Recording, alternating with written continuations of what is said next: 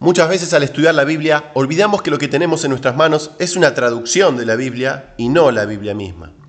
Esta Biblia está traducida al español y pasó de traducción en traducción. Es así que por influencia de las grandes religiones y costumbres, a veces se generan reflejos condicionados que llegan a contaminar a los propios traductores, quienes adaptan los textos no al sentido original, sino al que, entre comillas, ellos entienden la Biblia. Pero, ¿lo entienden en base a qué? Posiblemente a las enseñanzas de alguna de las muchas sectas y religiones que afirman haber interpretado la Biblia y no de la Biblia misma.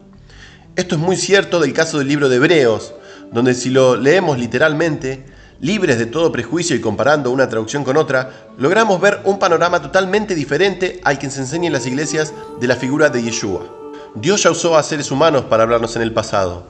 Son esos que conocemos como los profetas, y los hizo de maneras diferentes, pues no todos los profetas eran iguales. No es raro, pues, que nos hable ahora nuevamente mediante un hombre y no mediante un ángel, porque sepan que al ser el Mesías, incluso todas las etapas de la humanidad presente y futura fueron permitidas y creadas por causa de Él. Y digo que fueron creadas para Él, porque este hombre es el heredero de todas las cosas y no un ángel o espíritu, como vamos a ver a lo largo de este video. Ese es el sentido de los primeros dos versículos de Hebreos, donde se nos prepara para una serie de comparaciones entre Yeshua y los seres espirituales, los ángeles, los espíritus, donde se nos intenta explicar cómo y por qué un ser humano de carne y hueso, Yeshua, llega a ser superior y tener más autoridad que los seres espirituales que han sido creados en el cielo. Resumiendo, Hebreos nos dice la razón por la cual Yeshua llegó a ser superior a los ángeles. ¿Por poder? ¿Por naturaleza? No. Dice claramente que fue por rango, por posición. Ha llegado a ser superior a los ángeles. ¿Por qué entonces? Porque ha recibido en herencia un título más importante que el de ellos. Hechos 1:4. Bueno, por ejemplo, los hebreos del primer siglo nos estarían diciendo: ¿cómo nos podría argumentar lo que acaba de decir? A nosotros que somos los hebreos del primer siglo para quienes fue escrita esta carta, ¿cómo es posible que un hombre termine siendo superior a los ángeles, que han vivido con Dios durante miles de años y estuvieron allí al momento de la creación? Entonces, le respondemos: por supuesto que sí.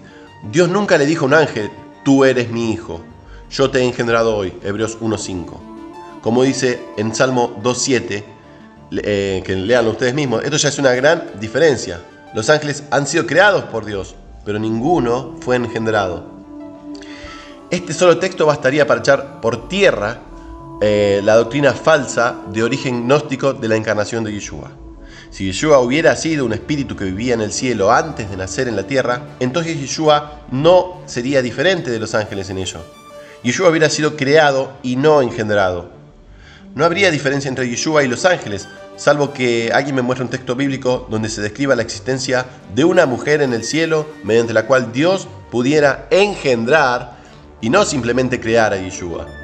Dado que el autor de Hebreos dice que una de las más grandes diferencias entre Yeshua y los ángeles es que Yeshua fue engendrado, puesto en una matriz de mujer, y los ángeles no. Y el escritor desafía a los lectores a que le den un ejemplo, porque pregunta: ¿a cuál de los ángeles dijo alguna vez tú eres mi hijo, yo te he engendrado hoy? Es muy lógico que mencione esto, luego de haber dicho que Yeshua fue nombrado heredero de todas las cosas, incluso del universo. Recordemos que los derechos de herencia en el pueblo judío y en la mayoría de los pueblos, claro, provienen de un nacimiento y generalmente recaen sobre el primogénito.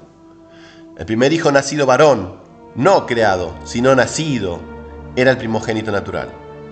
Tiene muchísimo sentido que se nos recuerde que una de las razones por las cuales es Yeshua el heredero de todo es porque fue engendrado y por tanto Dios, el dueño de todo lo que existe, ejerce una paternidad literal sobre Yeshua, la cual no ejerce por ningún otro ser del universo, y en el caso de los ángeles, menos aún, dado que los ángeles no han sido engendrados, sino creados. Entonces, tenemos dos posibilidades en cuanto al origen de Yeshua: ¿fue engendrado en la tierra o fue creado en el cielo?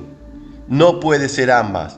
Si fue creado en el cielo, en la tierra no nació, se encarnó, o lo que quieran llamar, pero definitivamente no nació, no fue engendrado, fue transferido o lo que quieran, pero no fue engendrado. Así que una cosa o la otra, Yeshua no puede tener dos orígenes, o empezó a existir de una manera o de otra. Lean toda la Biblia y díganme cuál de las dos es la que claramente se enseña. Si la historia de un ser creado en el cielo y transferido a la tierra, o la historia de un hombre engendrado por Dios en la tierra en una mujer.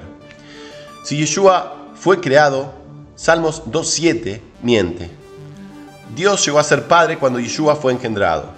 Leamos de nuevo. Tú eres mi hijo, yo te he engendrado hoy. No dice, tú ya eras mi hijo, pero yo te he engendrado hoy. Y tampoco dice, tú eres mi hijo, yo te he creado hoy. Dice, tú, Yeshua, eres mi hijo, o sea, de Dios, y yo, Dios, te he engendrado, no creado, te he engendrado hoy. Si Yeshua fue creado, no puede ser heredero de Dios, pues Dios no sería su padre natural, ni Yeshua su hijo natural, su primogénito, su unigénito.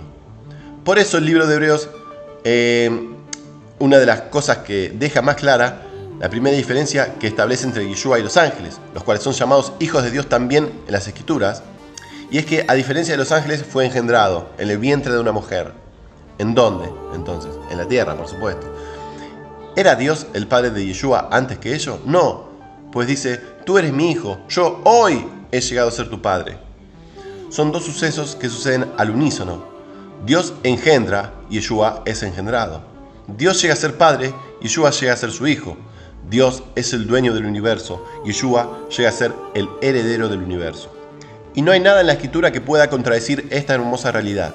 Y todo el libro de Hebreos no hace sino explicarla, enfatizarla y desarrollarla. Un Yeshua creado en el cielo no es nuestro Yeshua. Un Yeshua arcángel no es nuestro Yeshua. Un Yeshua espíritu no es nuestro Yeshua. En cambio, un Yeshua engendrado y nacido en la tierra, ese es nuestro Yeshua. Un Yeshua hombre, ese es nuestro Yeshua.